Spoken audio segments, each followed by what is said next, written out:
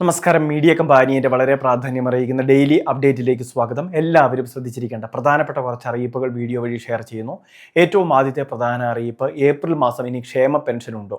നിലവിൽ 2000 രൂപ വീതം സർക്കാർ മുൻകൂറായിട്ട് നൽകിയിരുന്ന സാഹചര്യത്തിൽ, അതായത് മാർച്ച് മാസം 30, 31 തീയതികളിൽ ഏപ്രിൽ മാസം വിതരണം ചെയ്യേണ്ട തുക കൂടി നൽകിയിരുന്നു. അതുകൊണ്ട് ഈ ആഴ്ചയിൽ സാധാരണഗതിയിൽ നടക്കേണ്ട പെൻഷൻ വിതരണം ഉണ്ടായിരിക്കുന്നതല്ല. ഇനി പെൻഷൻ ലഭിക്കുക മെയ് മാസത്തിൽ മാത്രമായിരിക്കും. അത് പെൻഷൻ വാങ്ങുന്ന എല്ലാവരും ശ്രദ്ധിക്കണം. വാർദ്ധക്യകാല പെൻഷൻ, വിധവാ പെൻഷൻ, ഭിന്നശേഷി ആനുകൂല്യങ്ങൾ, അവിവാഹിതരായിട്ടുള്ള സ്ത്രീകൾക്ക് ലഭിക്കുന്ന ധനസഹായം, ഇങ്ങനെ ഒട്ടനവധി പെൻഷൻ സ്കീമുകളെല്ലാം ഇനി മെയ് മാസമേ പുനഃസ്ഥാപിക്കുകയുള്ളൂ. ഇനി പെൻഷനുമായി ബന്ധപ്പെട്ട് നമ്മൾ ഇന്ന് രാവിലെ വീഡിയോയിലൂടെ അറിയിച്ചിരുന്നു, വരുമാന സർട്ടിഫിക്കറ്റ് ഒരിക്കൽ പോലും സമർപ്പിക്കാത്ത ഗുണഭോക്താക്കളുണ്ട് എങ്കിൽ, നിലവിൽ 2.5 ലക്ഷം പേരാണ് അങ്ങനെയുള്ളത് എന്നാണ് സർക്കാരിന്റെ കണക്ക്. അങ്ങനെയുള്ളവർക്ക് ജൂൺ മാസം 30 തീയതി വരെയാണ് സമയം. അതിനു മുൻപ് തന്നെ വരുമാന സർട്ടിഫിക്കറ്റ് നമ്മളുടെ തദ്ദേശ സ്വയംഭരണ സ്ഥാപനത്തിൽ ഏൽപ്പിച്ചിരിക്കണം.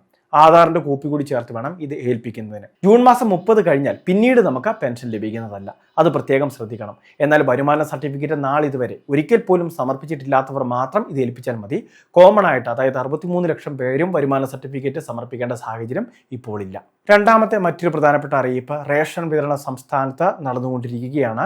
നിലവിൽ 2 മാസത്തെ റേഷൻ നമുക്ക് വാങ്ങുന്നതിന് വേണ്ടി സാധിക്കും. ഏപ്രിൽ മാസത്തെ റേഷനും അതോടൊപ്പം തന്നെ മെയ് മാസത്തെ റേഷനും ഒരുമിച്ച് വാങ്ങാനുള്ള അവസരവും സർക്കാർ ഇപ്പോൾ ഒരുക്കി തരുന്നുണ്ട്. കേന്ദ്ര നിർദ്ദേശപ്രകാരമാണ് 2 മാസത്തെ റേഷനൊക്കെ ഒരുമിച്ച് ലഭിക്കുന്നത്. അതായത് ഏപ്രിൽ റേഷൻ കാർഡാണ് എങ്കിൽ പോലും 2 മാസങ്ങളിലെ വിഹിതം ഇപ്പോൾ തന്നെ വാങ്ങുന്നതിന് വേണ്ടി സാധിക്കും.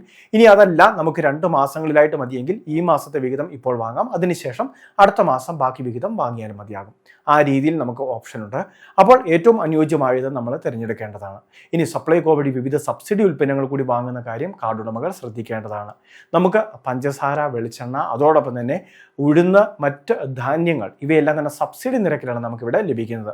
അതുമാത്രമല്ല, ഗുണമേന്മയുള്ള അരിയും സബ്സിഡി നിരക്കിൽ ലഭിക്കുന്നതാണ്. അതുകൊണ്ട് തന്നെ സപ്ലൈകോ വഴിയും റേഷൻ കാർഡ് ഉടമകൾ ആനുകൂല്യങ്ങൾ വാങ്ങുന്നതിന് വേണ്ടി ശ്രദ്ധിക്കേണ്ടതാണ്. മൂന്നാമത്തെ മറ്റൊരു പ്രധാനപ്പെട്ട അറിയിപ്പ്, നമ്മളുടെ സംസ്ഥാനത്തെ കാർഷിക മേഖലയ്ക്ക് വിവിധ പദ്ധതികൾ നടപ്പിലാക്കുന്നുണ്ട്. ഇതിൽ പ്രധാനപ്പെട്ട ഒരു പദ്ധതിയാണ് കേര എന്ന് പറയുന്ന പദ്ധതി. ഏലം കൃഷി ചെയ്യുന്നവർക്ക്, റബ്ബർ കൃഷി ചെയ്യുന്ന കർഷകർക്ക്, കാപ്പി കൃഷി ചെയ്യുന്ന കർഷകർക്ക്, ഇങ്ങനെ പല മേഖലകളിലായിട്ട് പുനർനടീലിന് വേണ്ടി സാമ്പത്തിക ധനസഹായം ലഭിക്കുന്നുണ്ട്. അങ്ങനെ നൽകി വരുന്നുണ്ട്. അപ്പോൾ കർഷകർക്ക് ഇങ്ങനെയുള്ള സ്കീമുകളിലേക്ക് അപേക്ഷ വെക്കാൻ സാധിക്കുന്നതാണ്. 25 സെന്റിൽ കുറയാതെ സ്ഥലമുള്ളവർക്കായിരിക്കും അപേക്ഷ വെക്കാൻ സാധിക്കുന്നത്. അത് ഹെക്ടർ ഒന്നിന് നിശ്ചിത നിരക്ക് എന്ന രീതിയിൽ, അത് 75,000 അതിന് മുകളിലുമൊക്കെ വരാം. അത് പുനർനടീലിന് വേണ്ടി, കൃഷിക്ക് വേണ്ടിയുള്ള സാമ്പത്തിക സഹായമായിട്ടാണ് അനുവദിക്കുന്നത്. ഇപ്പോൾ റബ്ബർ കൃഷി പുനർനടീലിന് വേണ്ടി സാമ്പത്തിക ധനസഹായത്തിന് അപേക്ഷ വിളിച്ചിട്ടുണ്ട്. കർഷകർ ഈ കാര്യങ്ങൾ പ്രത്യേകം ശ്രദ്ധിക്കുക, അപേക്ഷകൾ സമർപ്പിക്കുക. നാലാമത്തെയും ഏറ്റവും അവസാനത്തെയും പ്രധാന അറിയിപ്പ്, കഴിഞ്ഞ ദിവസം നമ്മൾ വീഡിയോ വഴി അറിയിച്ചിരുന്നു, ബാങ്ക് അക്കൗണ്ടുമായിട്ട് ബന്ധപ്പെട്ട്, അതായത് സ്കോളർഷിപ്പ് വിതരണമൊക്കെ ആയിട്ട് ബന്ധപ്പെട്ടുള്ള കുറച്ച് കാര്യങ്ങൾ. എന്നാൽ കോമൺ ആയിട്ട് ബാങ്ക് അക്കൗണ്ടിന്റെ KYC ഉൾപ്പെടെയുള്ള കാര്യങ്ങൾ പുതുക്കി നൽകാൻ ചിലർക്ക് മെസ്സേജുകൾ ലഭിക്കാറുണ്ട്. അക്കൗണ്ട് ആക്റ്റീവ് ആകാത്തത് മൂലം, അതായത് ട്രാൻസാക്ഷനുകളൊക്കെ നടക്കാത്തത് കൊണ്ടാണ് ചില അക്കൗണ്ടുകളെങ്കിലും ഡോർമെന്റ് അക്കൗണ്ടായിട്ട് മാറ്റപ്പെടുന്നത്. ഇത്തരത്തിലുള്ള ഇനാക്റ്റീവ് ആയിട്ടുള്ള അക്കൗണ്ടുകൾ ആധാറും അതോടൊപ്പം തന്നെ മറ്റേതെങ്കിലുമൊക്കെ ID പ്രൂഫിന്റെ ഒറിജിനലും അതിന്റെ കോപ്പി കൂടി എല്ലാം അറ്റാച്ച് ചെയ്ത് സമർപ്പിച്ച KYC ഉൾപ്പെടെയുള്ള കാര്യങ്ങളെല്ലാം പുതുക്കിയ ശേഷം നമുക്ക് ഒരു ട്രാൻസാക്ഷൻ അങ്ങനെ നടത്തി അക്കൗണ്ട് ആക്റ്റീവ് ആക്കി എടുക്കുന്നതിന് വേണ്ടി സാധിക്കുന്നതായിരിക്കും. വളരെ പ്രധാനപ്പെട്ട കുറച്ച് ഇൻഫർമേഷനാണ് ഷെയർ ചെയ്തത്. ഇതുപോലുള്ള വിവിധ അറിയിപ്പുകൾക്ക് ചാനൽ സബ്സ്ക്രൈബ് ചെയ്യുക, ഫോളോ ചെയ്യുക.